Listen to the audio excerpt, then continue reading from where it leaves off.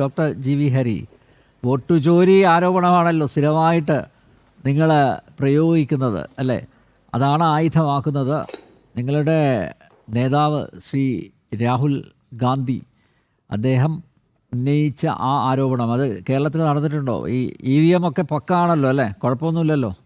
അല്ല, ഇത് ഞങ്ങൾ വീണ്ടും ആവർത്തിക്കും. ഞാനത് ആവർത്തിക്കുകയാണ്. ശ്രീ പത്മനാഭൻ അദ്ദേഹം അങ്ങനെ ഒരു ചോദ്യം ചോദിച്ചതിനകത്ത് ഞാൻ അത്ഭുതപ്പെടുന്നില്ല. കാരണം അദ്ദേഹം ആ ചോദ്യം ചോദിക്കുമെന്ന് പ്രതീക്ഷ തന്നെയാണ് ഇരിക്കുന്നത്. നാളെ ഞങ്ങൾ രാംലീല മൈതാനത്ത് ഈ വോട്ട് ചോരിയുമായി ബന്ധപ്പെട്ടൊരു വലിയ റാലി ദേശീയ തലത്തിൽ നടത്തുന്നുണ്ട്. അപ്പോൾ ഇവിടെ കേരളത്തിലെ കാര്യം കൂടെ പറഞ്ഞേക്കണം.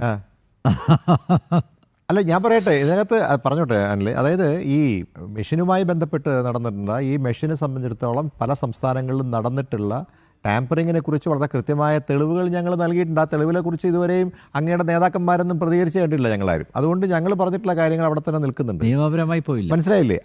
അല്ല ആ പറഞ്ഞിട്ടുള്ള കാര്യത്തിനകത്തൊന്നും ഒരു മാറ്റമില്ല. വോട്ട് ചോരി നടന്നിട്ടുള്ള സംസ്ഥാനങ്ങളുടെ കൃത്യമായിട്ടുള്ള ഡീറ്റെയിൽസ് എവിടെയൊക്കെ നടന്നു, എങ്ങനെ നടന്നു എന്നുള്ളതൊക്കെ ഞങ്ങൾ അവതരിപ്പിച്ചിട്ടുണ്ട്. കേരളത്തിൽ നടന്നിട്ടുണ്ടോ എന്ന് പരിശോധിച്ചിട്ടുണ്ടെങ്കിൽ ഞങ്ങൾ ഉണ്ടെന്ന് തന്നെ പറയും. അതിനകത്തൊന്നും ഒരു സംശയം വേണ്ട.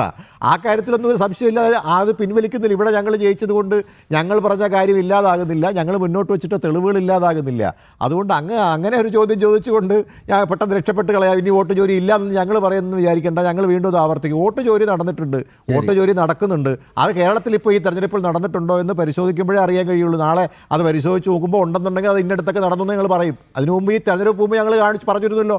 അതിന് ഏറ്റവും അവസാനമായിട്ട് ഞങ്ങൾ പറഞ്ഞു, വോട്ട് ചോരി എന്ന് പറയുന്നത് ഈ ടാമ്പറിങ് മാത്രമല്ലല്ലോ.